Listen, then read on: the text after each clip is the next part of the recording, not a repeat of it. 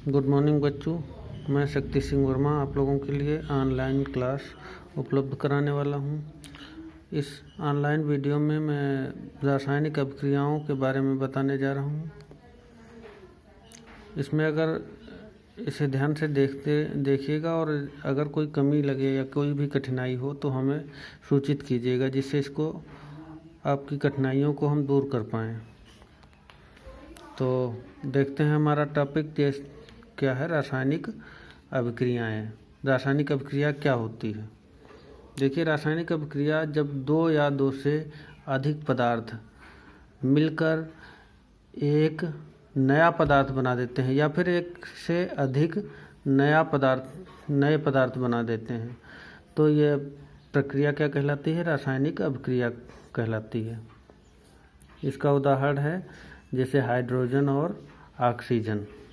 उदाहरण, हाइड्रोजन और ऑक्सीजन आपस में क्रिया कर लेते हैं और एक नया पदार्थ जल बना देते हैं। तो ये क्या हुआ? ये एक रासायनिक अभिक्रिया हो जाती है। अब जल से फिर से तो हाइड्रोजन और ऑक्सीजन बन नहीं सकता है, इसलिए ये एक रासायनिक परिवर्तन होता है।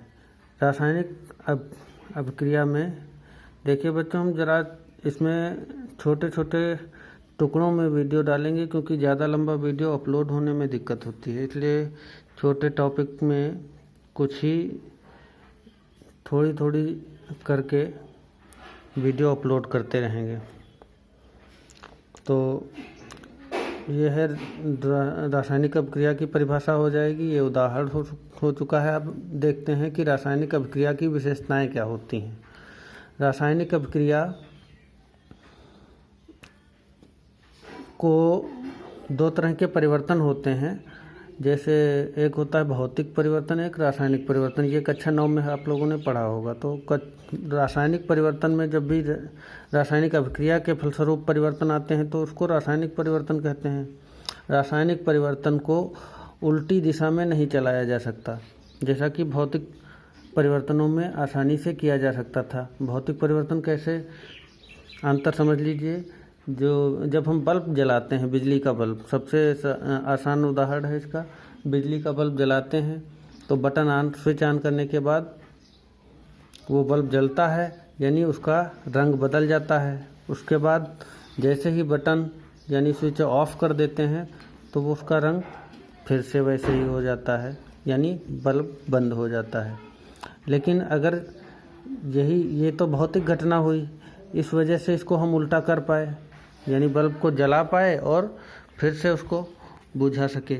लेकिन जब ऐसा रासायनिक रूप से हो जाता है तो उसमें हम पुनः उसे वापस नहीं कर पाते हैं।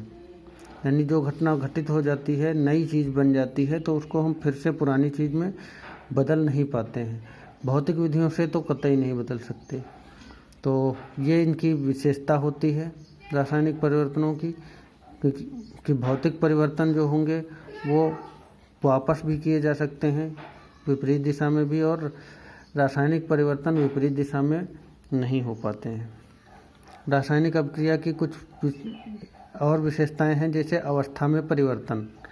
देखिए, अवस्था में परिवर्तन, जब रासायनिक अभिक्रियाएं होती हैं तो उसमें जैसे हमने हाइड्रोजन लिया, ये एक किस अवस्था में है? गैस है।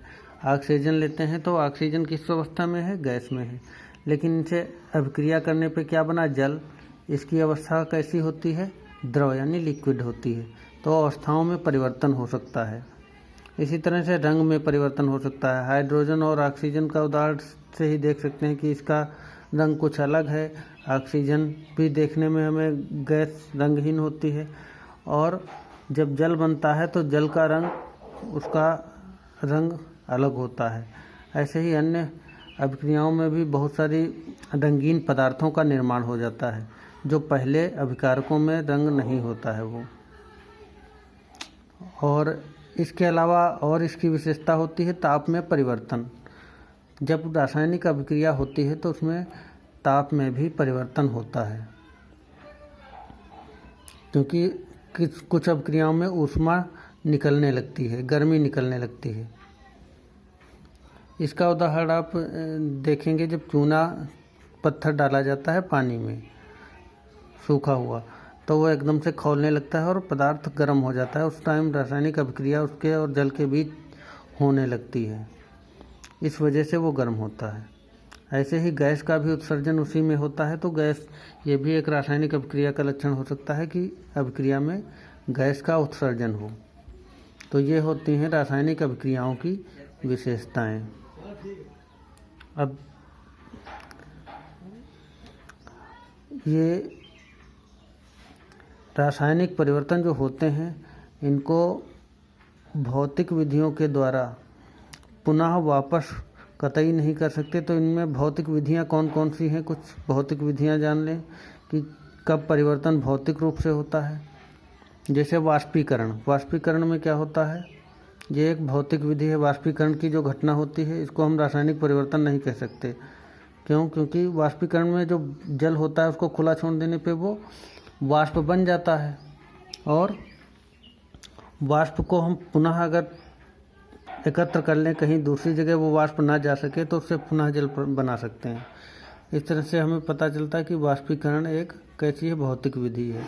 इसी तरह से ऊर्ध्वपातन में कोई भी, इसका उदाहरण कपूर के रूप में होता है। कपूर को अगर गर्म करते हैं तो वो द्रव में बिना बदले गैस में सीधे बदल जाता है। तो ये घटना एक भौतिक घटना है। फिर उसको ठंडा करने से पुनः कपूर मिल जाएगा। ये इस घटना को कहा जाता है ऊर्ध्वपातन। इसी तरह से आसवन में किसी भी पदार्थ को गर्म किया जाता है। गर्म करने पर वो भाप में बदल जाता है और भाप बनकर उड़ जाता है। फिर उसको ठंडा करते हैं जिससे वो द्रव बन जाता है। तो ये भी एक तरह से भौतिक विधि है।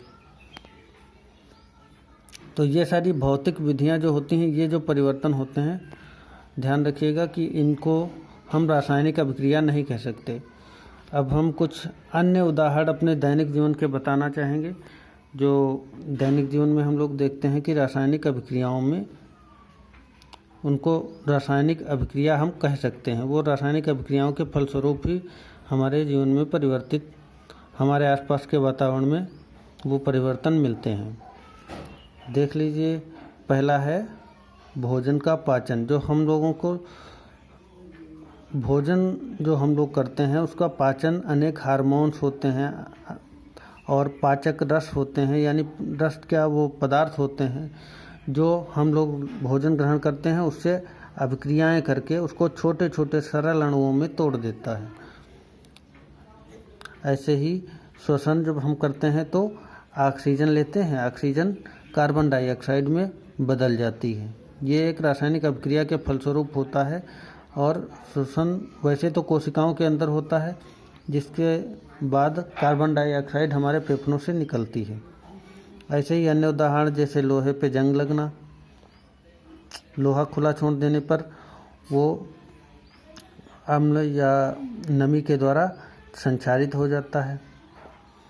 ऐसे ही दूध से दही बनना, ये रासायनिक अभिक्रिया के कारण होता है। और ऐसे ही एक मैग्नीशियम का तार जब होता है उसको गर्म करते हैं, यानी दहन कराते हैं, तो क्या होता है, वो ऑक्सीजन से अभिक्रिया करता है और मैग्नीशियम ऑक्साइड बनाता है। इसके अन्य उदाहरण जैसे लेड नाइट्रेट और पोटेशियम आयोडाइड, इनको मिलाने पर जो रासायनिक अभिक्रिया होती है उसके फलस्वरूप नए पदार्थ बनते हैं। ऐसे ही हाइड्रोजन यानी हाइड्रोक्लोरिक अम्ल और जिंक को आपस में मिलाने पर जिंक क्लोराइड बनती है और हाइड्रोजन गैस निकलती है। तो ये सारे उदाहरण होंगे। इनमें इन रासायनिक अभिक्रियाओं में हम जो देख रहे हैं कि शुरुआत में कुछ पदार्थ होते हैं। तो ये जो शुरुआत यहाँ पे समझिए कि ये अभिकारक कहलाते हैं किसी भी रासायनिक अभिक्रिया में। तो अभिकारक की परिभाषा यहाँ से नोट कर लीजिए, क्या होती है अभिकारक की परिभाषा।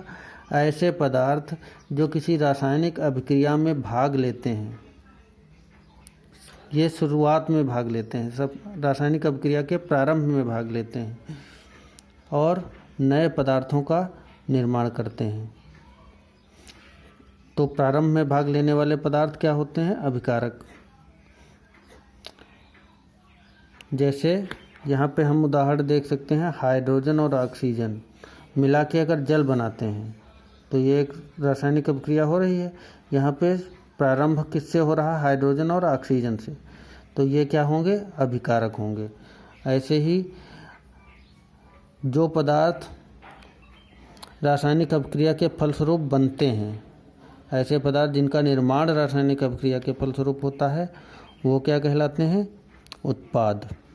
तो ये अभिक्रिया के रासायनिक अभिकारक और उत्पाद की परिभाषा हो गई। यहाँ पे हम टॉपिक ज़्यादा लंबा नहीं करेंगे। हमने बताया था जैसे ज़्यादा लंबा वीडियो अपलोड होने में दिक्कत होता है, ठीक, इसलिए आगे की जानकारी हम अगले वीडियो में देंगे, ठीक। तब तक के लिए धन्यवाद।